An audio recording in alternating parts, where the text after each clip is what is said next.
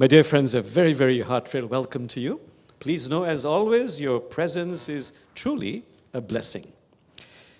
So to make sure that you are convened, Sally Joe will ring this bell of liberty. Come closer so they can hear it. So my friends, you are now officially convened. Congratulations. Okay, the next step is, in our place, we always honor our ancestors, the first peoples, and divine feminine. So to call in our ancestors, to honor our first peoples, may I call on Brother Chris. Do you want to stand, or is this? This is good. Okay. Thank you, brother. Good morning to everyone here and to everyone online. I'm always proud and honored to take part in this part of a ritual. And some time ago, I'd heard the prayer, which is known by most people, about all my relations. And I thought it, in the beautifulness of summer and this day, to read that as a way to honor our ancestors and to welcome them into our service. All my relations, I honor you in this circle of life with me today. I am grateful for this opportunity to acknowledge you in prayer. To the Creator, for the ultimate gift of life, I thank you. To the mineral nation that has built and maintained my bones and all foundations of life experience, I thank you. To the plant nation that sustains my organs and body and gives me healing herbs for sickness, I thank you. To the animal nation that feeds me from your own flesh and offers me loyal companionship in this walk of life, I thank you.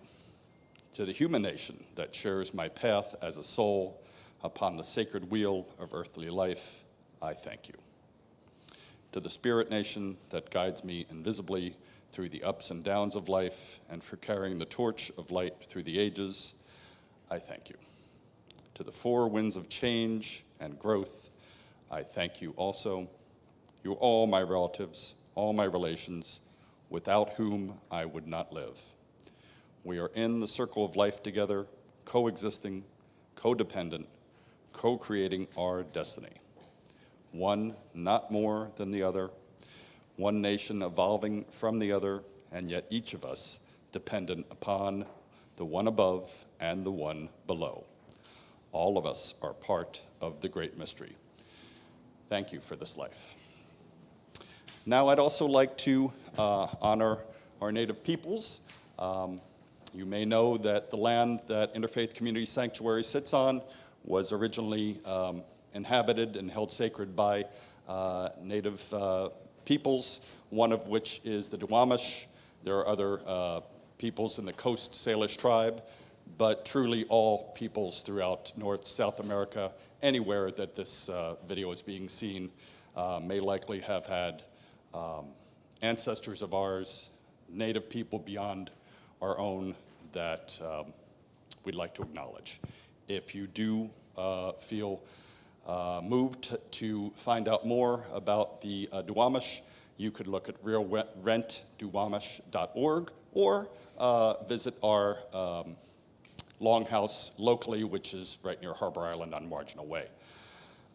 Some time ago, a long time ago, I'd like to bring to our service a prayer that Siswinkle Laura Boucher had taught us, where we put our hands on our heart. I hope that's not my phone, but if you do have a phone, please turn it off.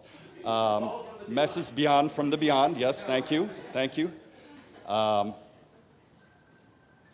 So as we put our hand on our hearts, what I see this as we gather our all that's human about us together, and all that we brought into this day, and all that we may be thinking about for the future. And I'd like to raise it up to the heavens and offer it to Creator. And then as we bring it back down, the Creator may have put a gift in our hand, and we may return that to ourselves. So as we, If you'd like, you can say that with me. I see most people in this room are going to do that, and anyone at home could, of course, join us too. So as we say that together, we would say, Aho.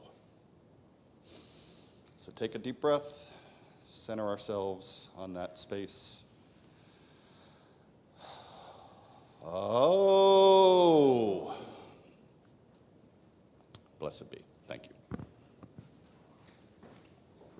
Brother Chris, we thank you very much for your beautiful offering. And now, as you know, in our house of worship, we always do honor the divine feminine. I'm so glad that Sister Bilgahan is here, and she'll do a sacred ilahi. It's a sacred song in honor of the divine feminine. Do you want to stand, or are you okay with this? Yeah, please. Okay. I'll sit, if that's okay.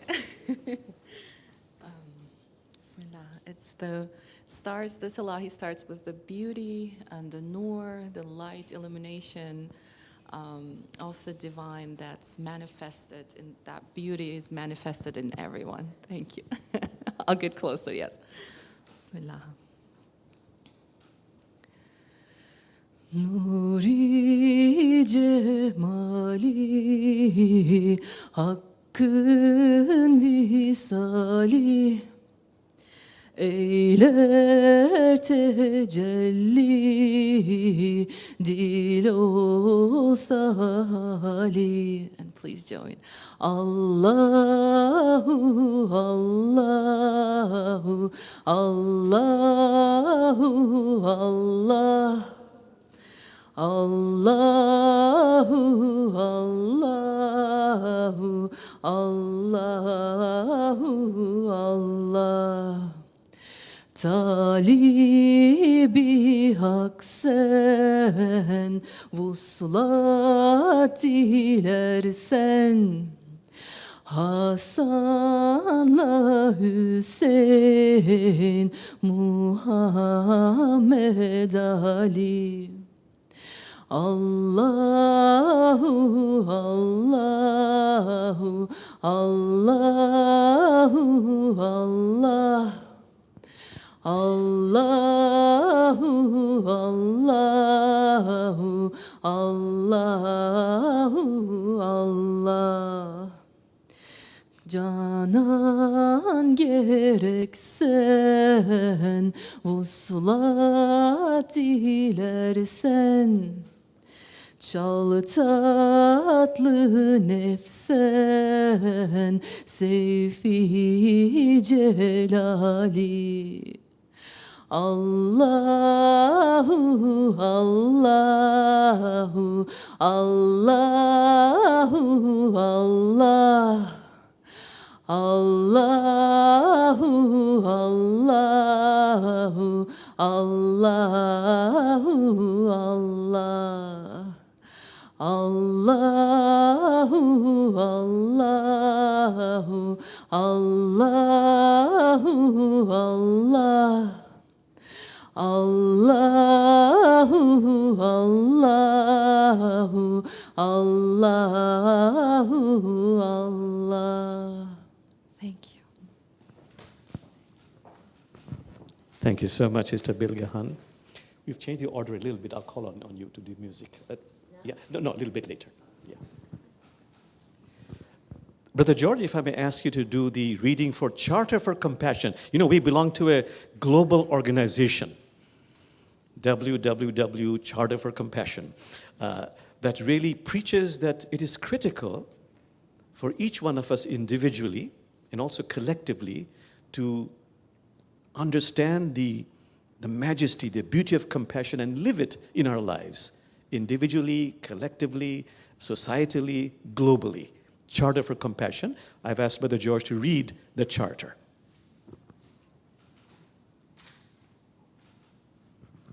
Brother, he's the president of our board, so I treat him with great respect. Good for me. All right, so this morning I'm reading this Charter for Compassion, and it's a charter that's been adopted here at the Interfaith Community Sanctuary, but it's also been adopted by many, many other organizations. Yeah, we just joined the global organization. Yeah. So here it is, the Charter for Compassion.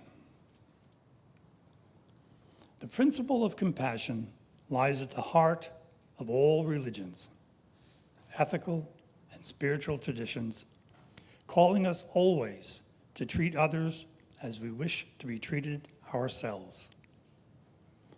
Compassion impels us to work tirelessly to alleviate the suffering of our fellow creatures, to dethrone ourselves from the center of our world and put another there, and to honor the inviolable sanctity of every single human being, treating everybody without exception with absolute justice, equity, and respect. It is also necessary in both public and private life to refrain from consistently and emphatically inflicting pain, to act or speak violently, out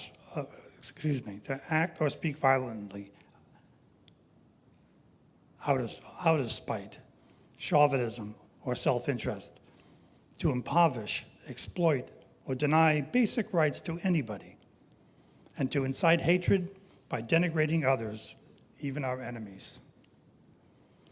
It is a denial of our common humanity. We acknowledge that we have failed to live compassionately and that some have even increased the sum of human misery in the name of religion. We therefore call upon men and women to restore compassion to the center of morality and religion, to return to the ancient principle of that interpretation that breeds violence, hatred, disdain, is illegitimate, to ensure that youth are given accurate and respectful information about other traditions, religions, and cultures, to encourage a positive appreciation of cultural and religious diversity, to cultivate an informed empathy with the suffering of all human beings, even those regarded as enemies. We urgently need to make compassion a clear, luminous, and dynamic force in our polarized world. Rooted in a principled determination to transcend selfishness, compassion can break down political, dogmatic, ideological, and religious boundaries. Born of our deep interdependence, compassion is essential to human relationships and to a fulfilled humanity. It is the path to enlightenment and indispensable to the creation of a just economy and a peaceful global community. Thank you. Thank you, Brother George. Just a few moments of silence to allow those beautiful words to, as the mystics say, to perfume our hearts. And now, out of compassion, may we be open to sharing our wealth in every possible way, through prayers, through a contribution of time, effort, even money. Here's Sally Joe, our Associate Minister and Treasurer.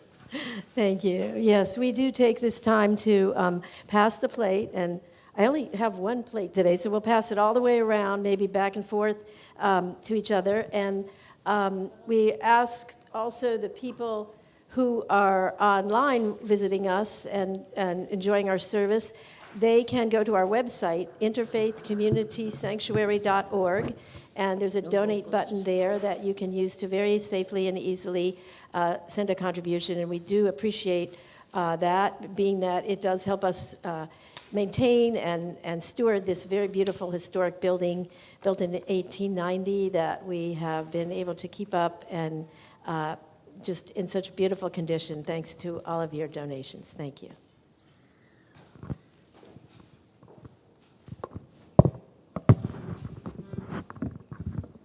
Thank you. Which one?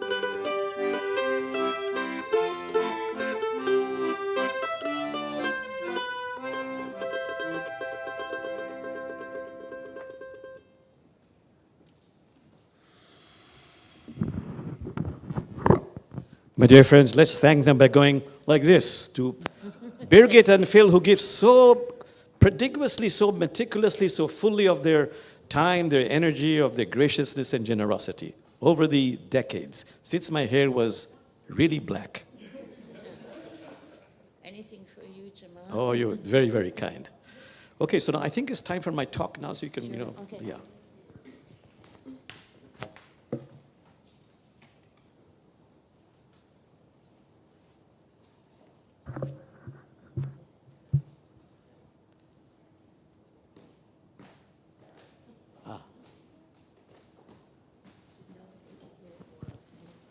Yes. So, my dear friends, I want to let you know that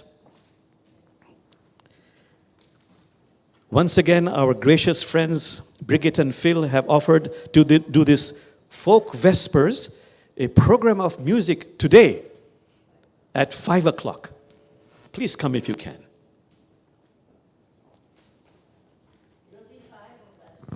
Oh, there'll be 5. Oh, my God. It'll be a carnival. Yes. You'll dance and levitate and have fun. Okay. So my friends, you know that I'm a chant junkie. Let's first do a few ohms. Deep breath.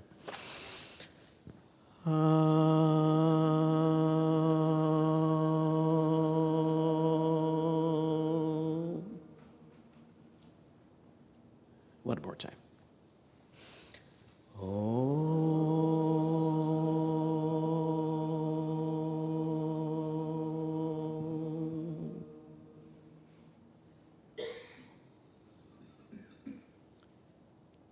And now, praising divinity, knowing that when we praise Spirit, God doesn't become holy, we become holy.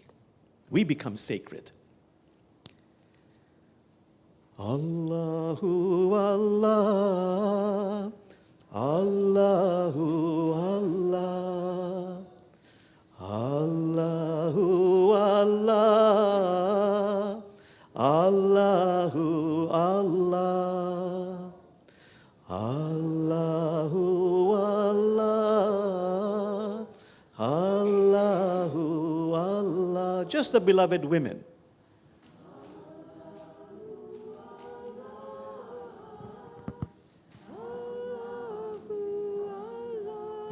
Just the beloved men. Allahu Allah, Allahu Allah. Family all together. Allahu Allah, Allahu Allah. Once softly. Allahu Allah, Allahu Allah. Twice aloud. Allahu Allah, Allahu Allah, Allahu Allah, Allahu Allah. And then going into silence, and as the great sages say, being open to the glow of presence. Open to the glow of presence. Being receptive.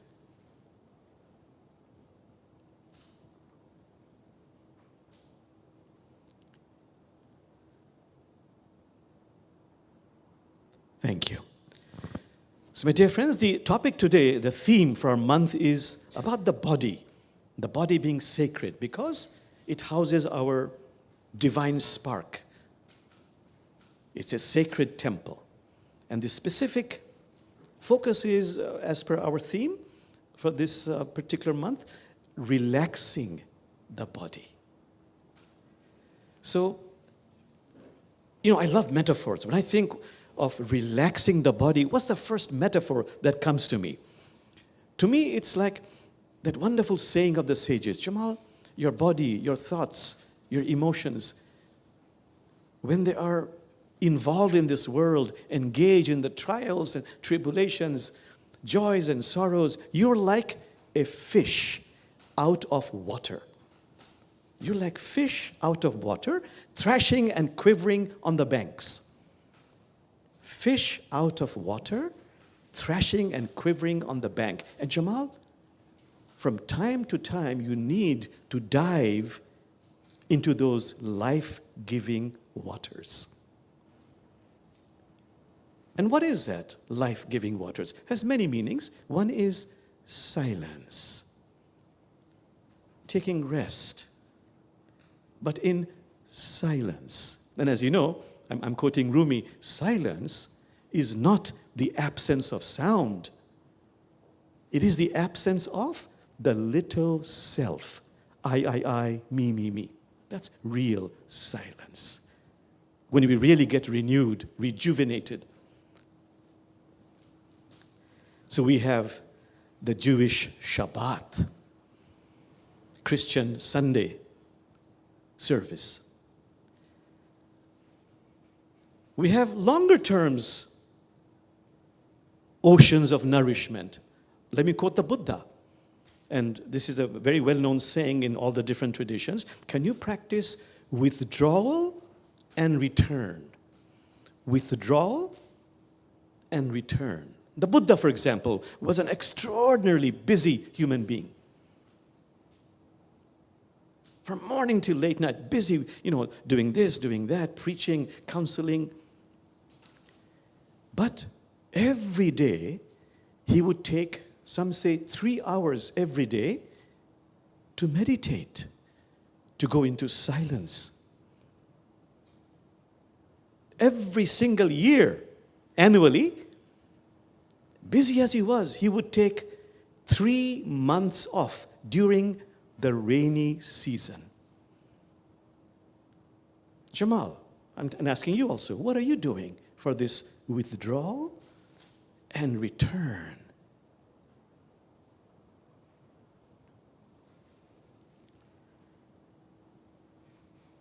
As a Muslim, again, the next metaphor, or the next reality is, I'm so glad that we Muslims have the body prayer. Going like this, bowing, standing up, and prostrating. All the great sages say, those Islamic prayers, those 5 obligatory prayers done every day is like a mini yoga, bowing and prostrating. Then scientists say, it's amazing that before each of these 5 obligatory prayers, you do ablution. You cleanse yourself. Every Muslim cleanses their hands, their nostrils, their ear, their arms, their feet. And the scientists say, this is so brilliant because this is a wonderful way of not getting infected. You might say avoiding the pandemic.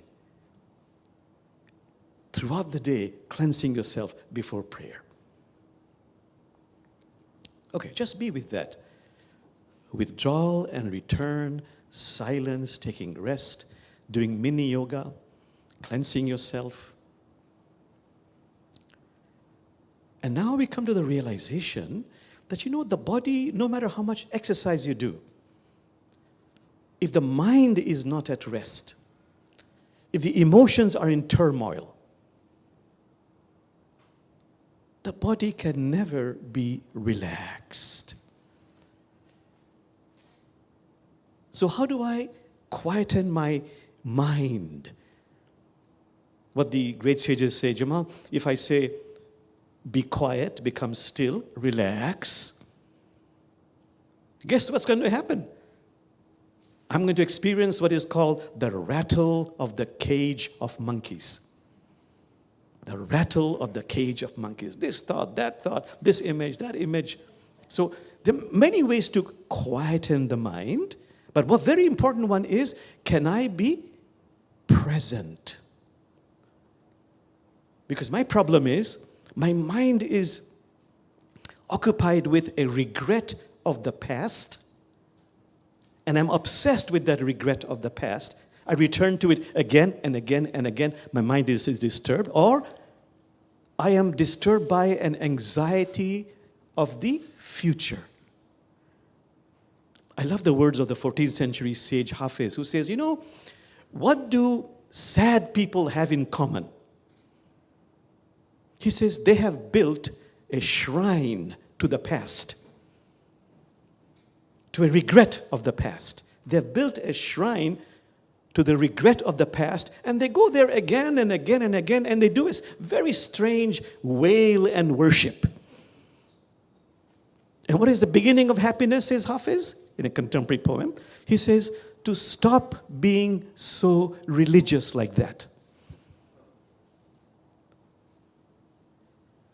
Anxiety about the future, a fear about something which hasn't yet happened.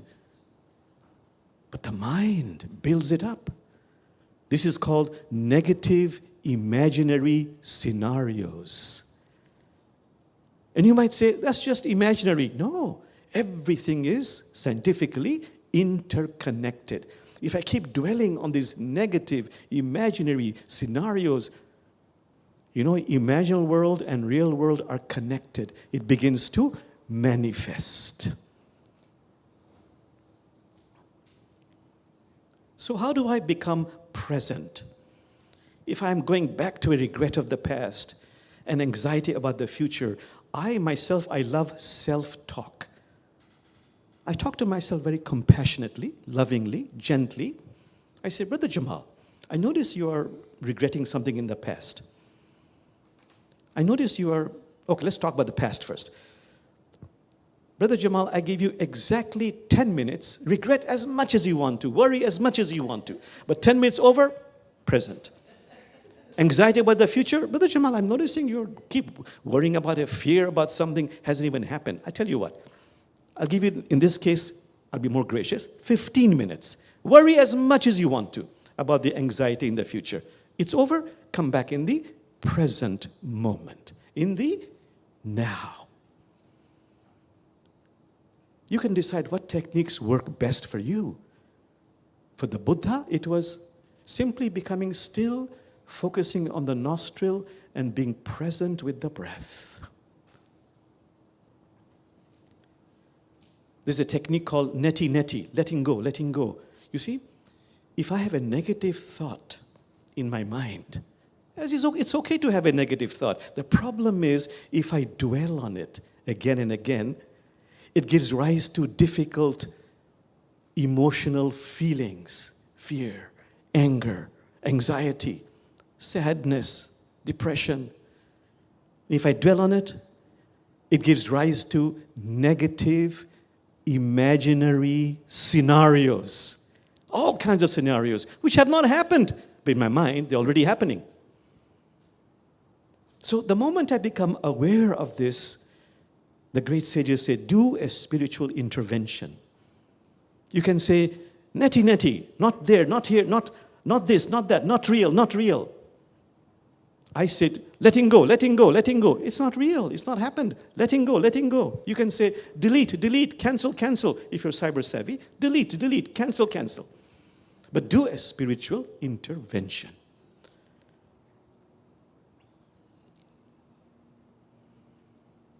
Okay, I've talked about difficult feelings.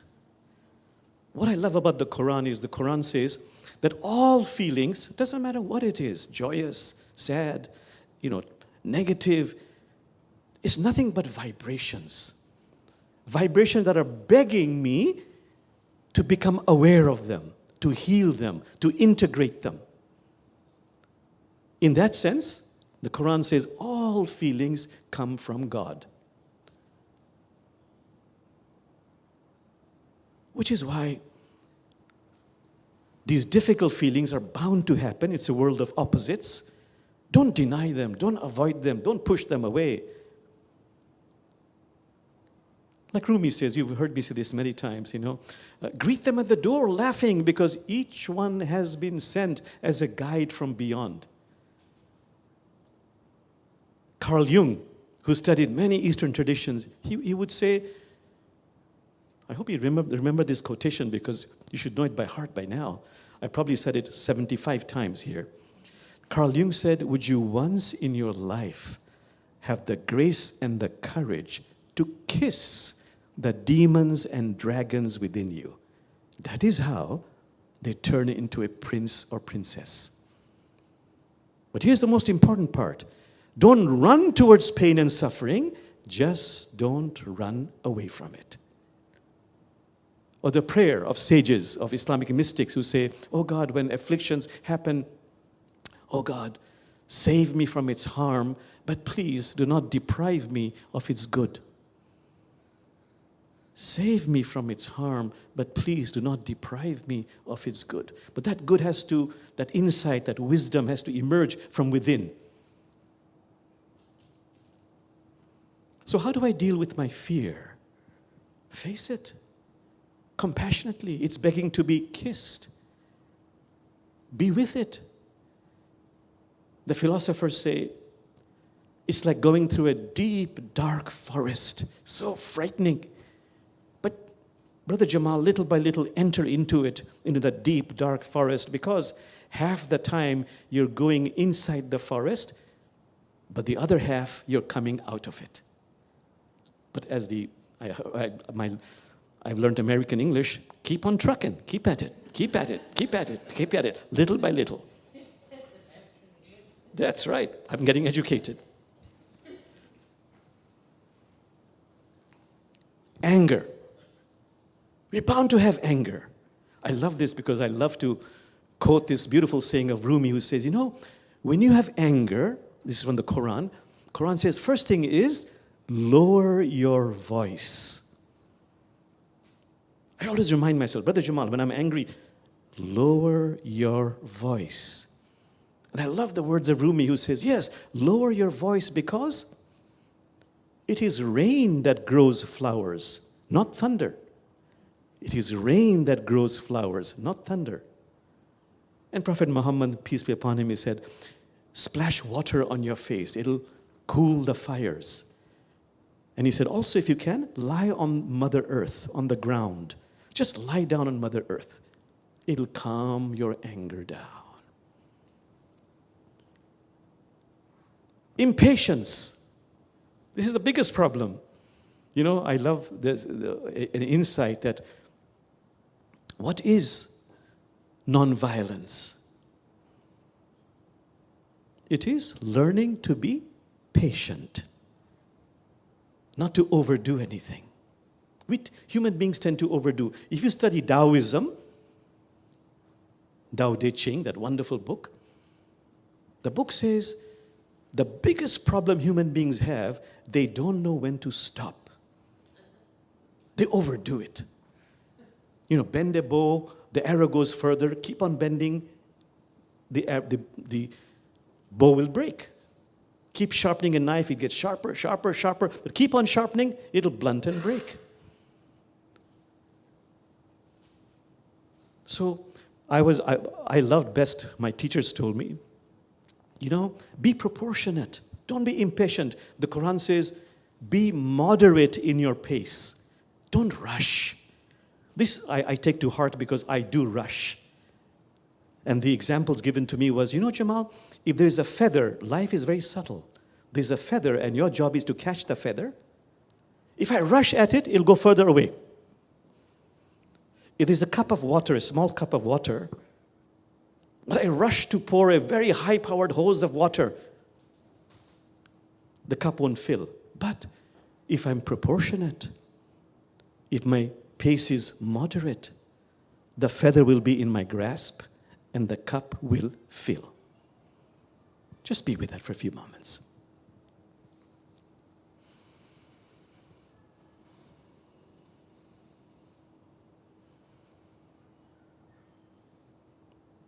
I've talked about negative feelings, but how critical that we immerse ourselves in an environment of life-giving, life-affirming, positive feelings, love. Can I be in a loving environment? Yes, it does have an incredible impact, besides the emotions, besides the thoughts, on my physical body. You know the example I always give, because I love this experiment, I followed it very closely, about, you know, in the laboratory, sadly, for the sake of advancement of medicine, they had these large number of rabbits in cages, and they were experimenting by feeding those rabbits with very fatty, unhealthy food and examining the cholesterol level. And sure enough, they kept feeding these rabbits with this unhealthy food, and every single rabbit developed, you might say heart disease, very high levels of cholesterol. But there was one rabbit where it was still normal, or not high at all, significantly lower than the other ones. So what was so special about this rabbit? They were quite puzzled. Then they found out through investigation that this young intern, who was a student, whose job was to feed all those rabbits, this particular rabbit, she liked very much. She would open the cage, and before feeding it, she would take it in her arms, kiss it, cuddle it, love it very much, take some time, and then put it back in the cage and feed that harmful food. And that had a deep, phenomenal impact on the body. We know this from plants. So many experiments on plants. If you have a plant and you present it with this screaming, terrible noise, or you keep telling it, you are ugly, you are terrible, guess what? That plant withers. On the contrary, if you keep telling the plant, same plant, I love you, you're beautiful, you pet it, you send it light and love, it begins to flourish.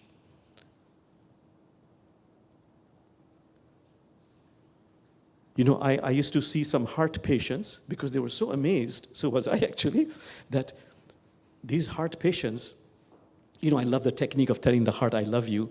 So I tried telling heart patients, and they were motivated. They no longer feel shy or bashful about doing it. They would focus on the heart and say, I love you, I really love you, and they meant it, I love you. And guess what? Significantly, their heart improved. All kinds of little arteries or little veins would appear to make up for the blocked arteries. As you know very well, all the sages have said, what is life? It's all about love. It's about being loved, not being loved, and yearning, wanting to be loved. I repeat, my life story, your life story, is all about being loved, not being loved, and really wanting to be loved. The rest is all posturing. That's why I love the words of Hafiz, the 14th century, who says, Jamal, anybody you meet, anyone you meet, Jamal, you are saying inside of you, please love me, please love me, please love me, please love me. But of course, you're saying this silently, otherwise someone would call the cops.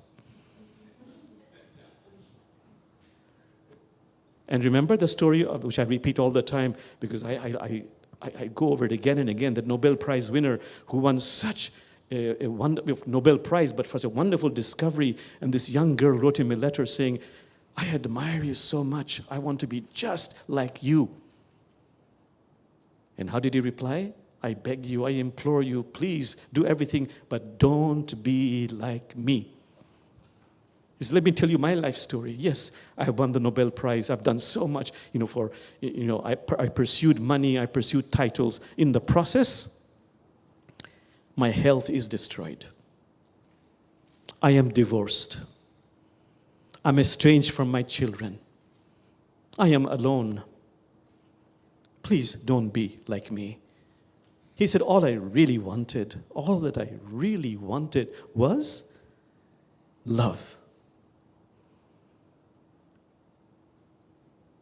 Just be with that for a few moments as I look at the time.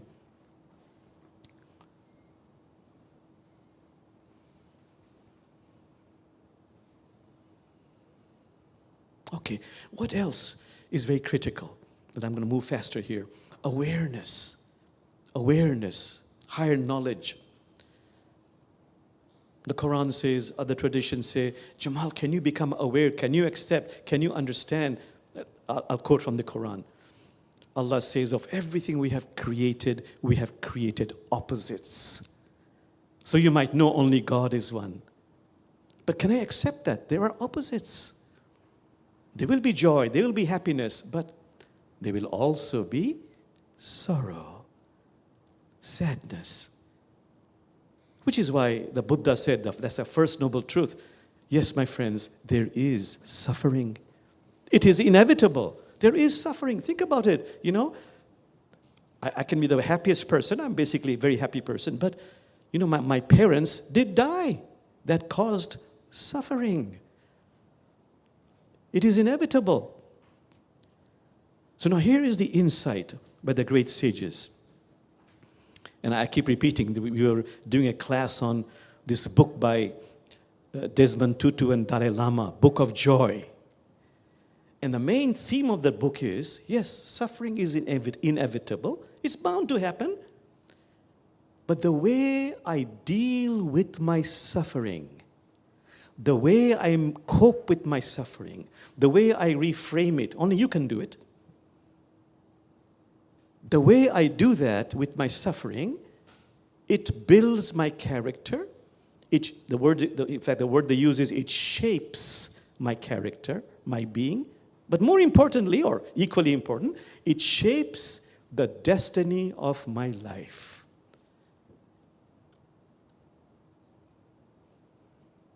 How do I deal, Brother Jamal, with the inevitable suffering in my life?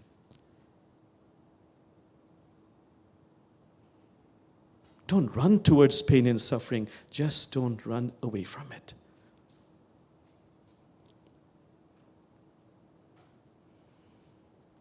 One more insight. Form and essence. I repeat, can I, through higher awareness, make a distinction, a discernment between form and essence? That'll determine my happiness. Rather than talk too much, let me quote Rumi, who says, he says it very compassionately, Brother Jamal, no matter what plans you make, how much money you acquire, how many titles you attain, the thief will come from the unguarded side. The thief will come from the unguarded side. Therefore, focus on that which can never be stolen. Love, compassion, service, generosity, graciousness.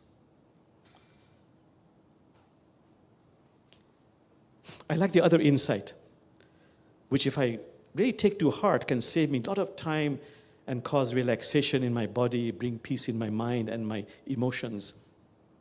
Rumi says, Brother Jamal, when you die, you'll have to leave your wealth, your titles at your palace.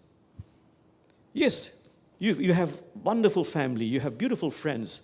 That's extraordinarily good, beneficial, but they can accompany you only up to the grave site. Beyond that, what propels you forward is the record of your good deeds. Good deeds. And I love the words of the Prophet. I repeat to myself again and again. Prophet Muhammad said, do good deeds, Brother Jamal, do good deeds according to your capacity. God never tires of giving rewards unless you tire of doing good deeds. The good deeds most loved by God are the ones that are done regularly, no matter how small they are. Just be with that.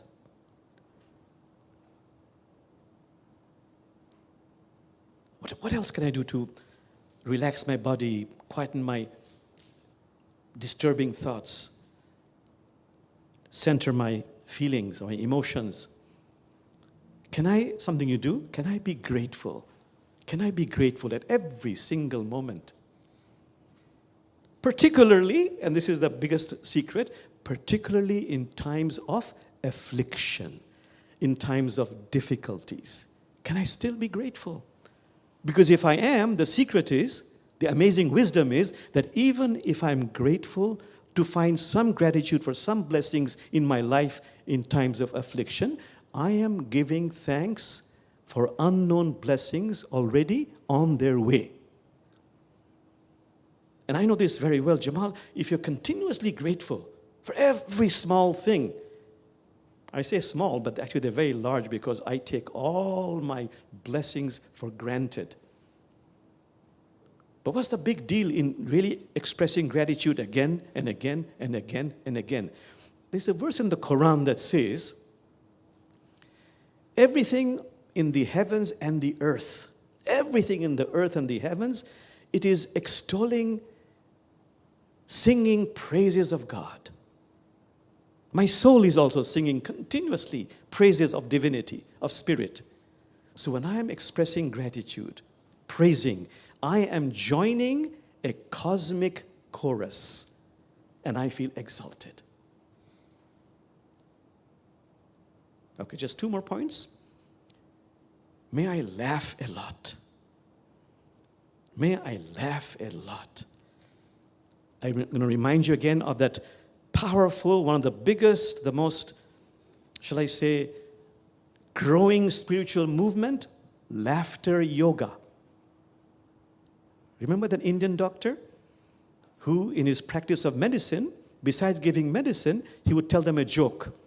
And he found that when they laughed, it improved their condition. So with each medicine, with each advice he gave, he always would accompany that with a joke till he ran out of jokes.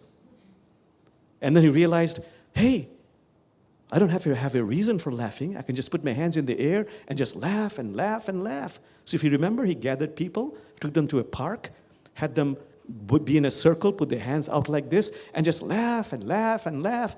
People around were skeptical, saying, this is crazy, this respectable doctor doing this silly thing. But they themselves eventually had to let go of their arms, and they burst out in laughter and were laughing and laughing and laughing. And what benefits that has? Relax the body, it heals the body. Remember, you have heard of Norman Cousins. He wrote that book, how he healed himself through laughter. Okay, lastly, my friends, I want to tell you how critical it is for the healing of the body, healing of the mind, healing of the emotions, to have wonderful relationships. I've always quoted that longest study by Harvard University on happiness, which examined over, I think it's 83, 84 years they've been examining from this group from Harvard University. They've been following them for 80-some years. What are the main factors for happiness? And if you remember, number 1 was having relationships. Didn't have to be perfect, but reliable relationships. But what is critical also, they discovered, if they could know what your relationships are, they could also predict more or less your longevity, how long you would live. Number 1 factor was relationships, which brings me to, if I really want to relax my body, calm my mind, my emotions. Oh, that's a sign saying, Jamal, too long. I'm stopping for sure. I'm ending very soon, I promise. To have community in our lives. A circle of love. And I'll end by saying, I've talked about the body, relaxing the body, but the truth is, eventually, our bodies will give way. It'll become sick. It will wither away. But how beautiful if I have a circle of love, a circle of friends, a circle of trust to help me as my body withers away. Remember, this was the main question the Buddha had in his lifetime. What took him on this search to find answers about the mystery of life? What was his question? Why would a mother want to give birth to a child who would inevitably grow old, become sick, and die? This is a great mystery of life. But our body will wither away, but we can do it with ease, with dignity, with sacredness, particularly if we have a community, a circle of trust, a circle of friends, a circle of love. If we do that, we should be fulfilling what I always quote from Rumi. You have no idea of the joy your soul feels in going home. How marvelous was the way, Brother Jamal, you quit the world. The way you ruffled your feathers and breaking free of your cage, you took off for your soul's world. A love-sick nightingale among owls. A love-sick nightingale among owls? You caught the scent of roses and flew to the rose garden. My friends, close your eyes. Focus on your nostril and just be present with your breath as you inhale and as you exhale.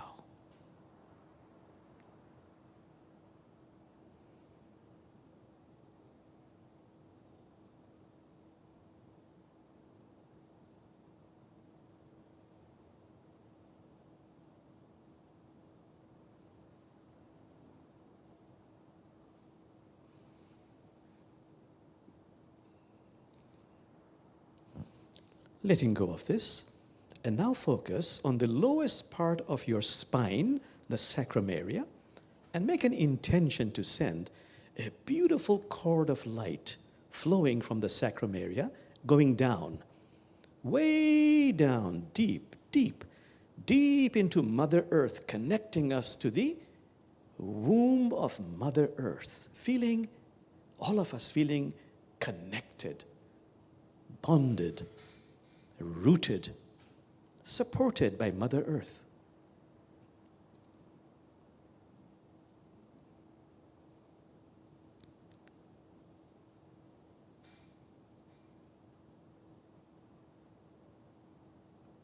Okay, let go of this.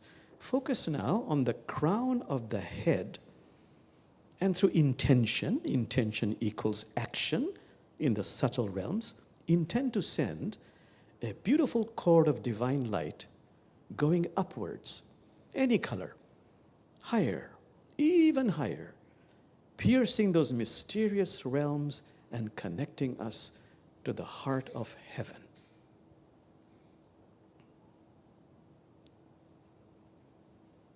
Feeling bonded with those divine realms.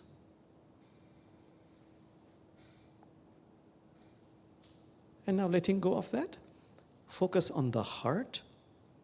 This is the wellspring of divine love. God says, I cannot be contained in the space of the earth or the heavens, but I can be contained in the space of the loving heart. The heart has endless, boundless love and light, because divine heart is inside human heart. The space of the heart is infinite, boundless. Please focus on the heart, and through intention, pour out light and love. Just through intention, feel light and love emanating, radiating, pouring out from the wellspring of the heart, of the mystery of the heart.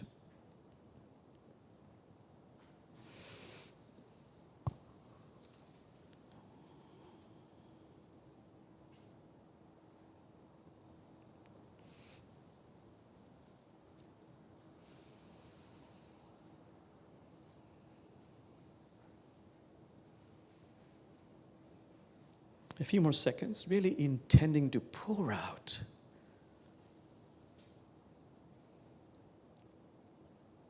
light and love. And the more we pour out, the more we radiate, the more light and love we become filled up with. It's a law, ancient, inexhaustible. So again, for a few seconds, again through intention, it becomes stronger with practice. Pour out light and love through intention.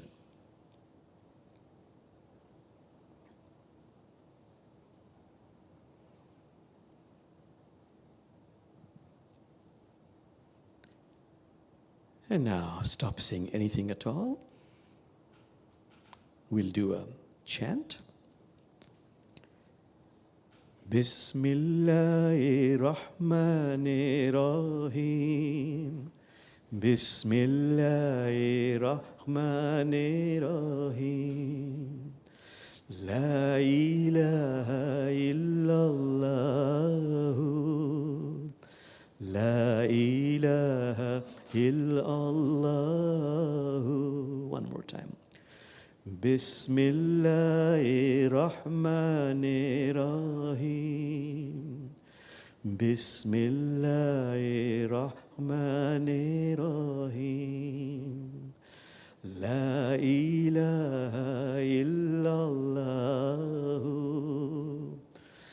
La ilaha illallah.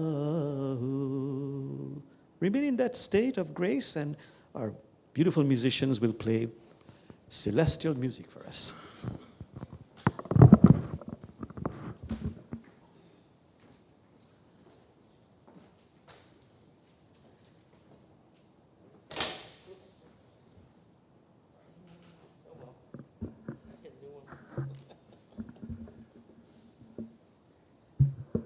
So I want to do a Beatles song, All You Need Is Love, but it's out of character for us. You guys want to play along? All right, I need everybody to participate, though. All you need is love, da da da da dum. All you need is love, da da da da dum. All you need is love, love. All you need is love. All you need is love, da da da da dum. All you need is love, da da da da dum. All you need is love, love. All you need is love. And we need much more of that on this planet, right? So, do we have time for one other little tune? This is an Israeli tune we're going to play tonight with the band. It's called Erev Ba, and it's about the evening of your life. And closing song.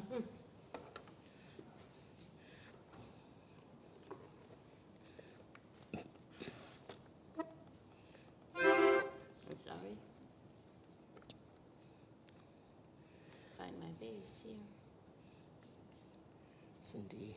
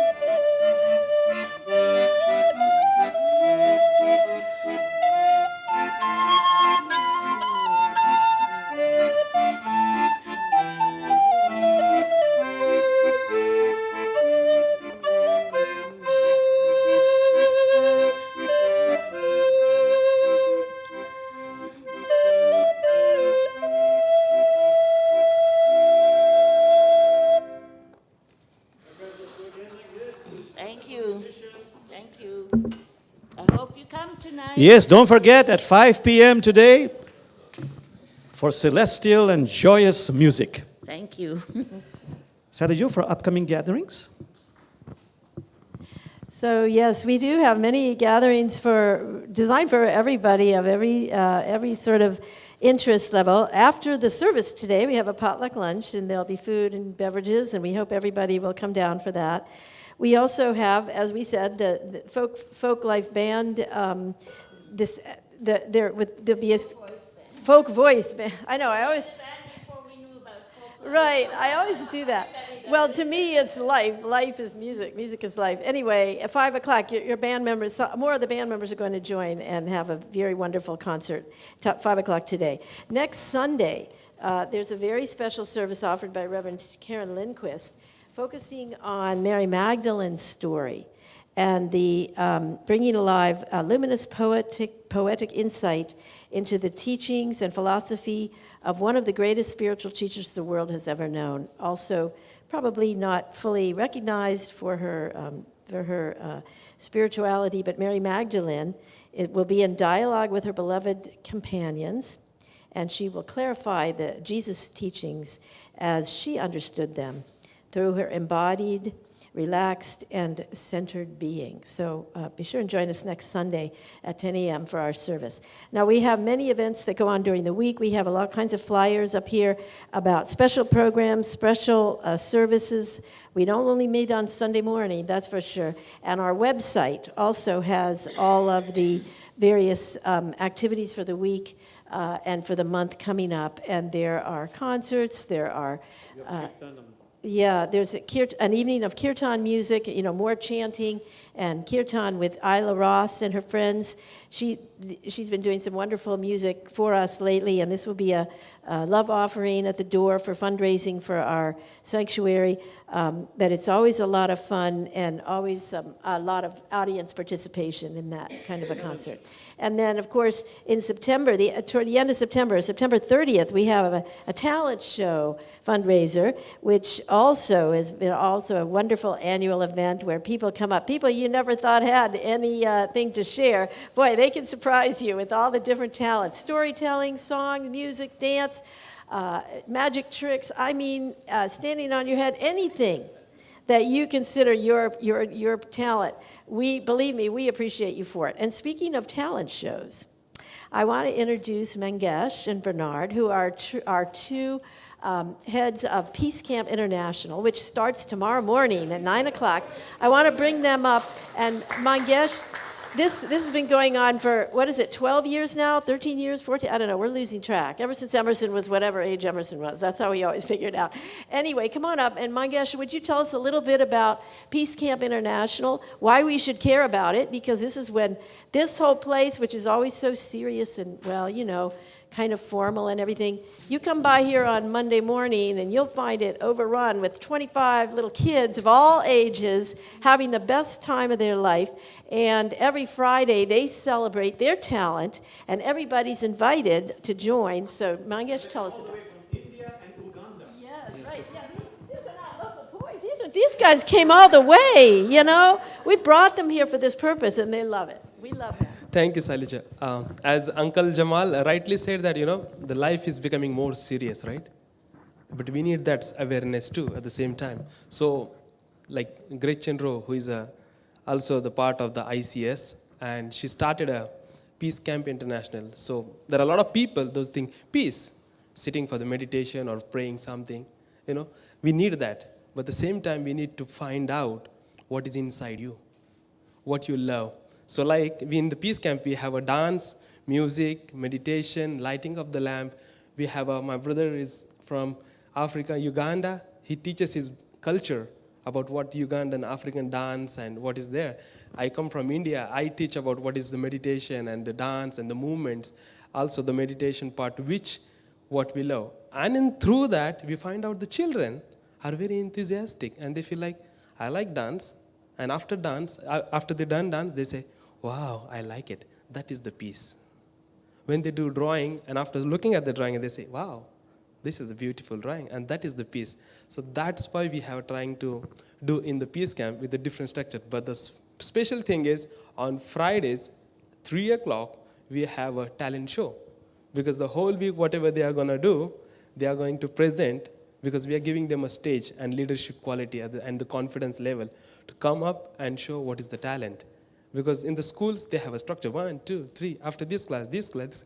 Here, we have a structure, but no structure. That is the life of free.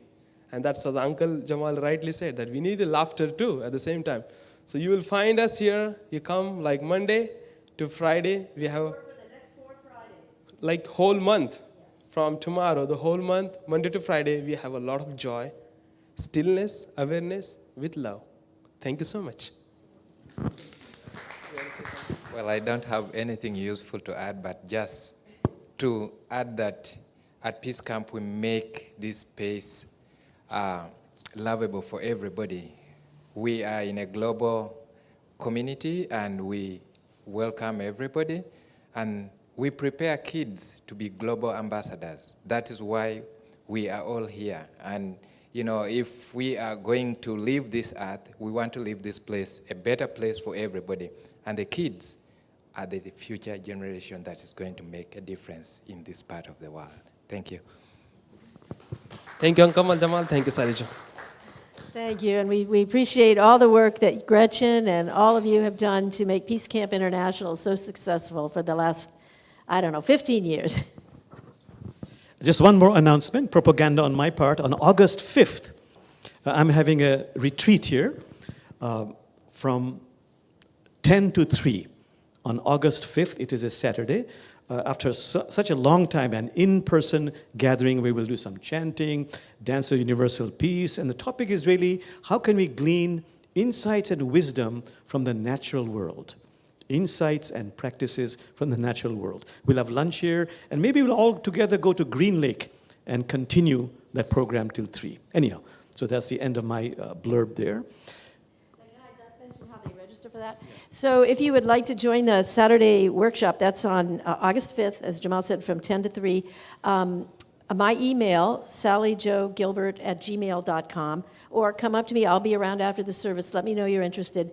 There will be an announcement going out to our membership and to the folks who've joined Jamal's class before. But if you're new, and you might not get that notice unless you let me know that you're interested, and then I'll send you the flyer and the way to register, because it really will be a very wonderful day together, and we will use the elements of nature, all the teachings that Jamal gives, plus different practices to find our way to connect with our inner self through the outer world of nature and the beauty that surrounds us in this beautiful Pacific Northwest. Thank you so much, Sally Jo. So let's end with a prayer, but to remind you, the real service starts downstairs. Fellowship over beverages and food. That's the real service. So after this, please come downstairs. Okay, there's a last blessing. I'll add the word we instead of I.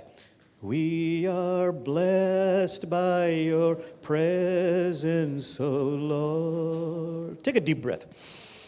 We are filled with your blessings, Allah.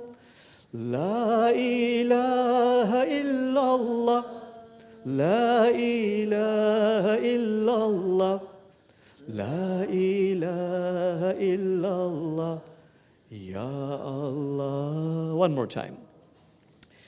We are blessed by your presence, O Lord. We are filled with your blessings, Allah. La ilaha illallah, la ilaha illallah, la ilaha illallah, ya Allah. Becoming very still, and as Salijo has very rightfully done, gone and bring the bell. When that is rung, you are officially unconvened. Go ahead, Sally Jo.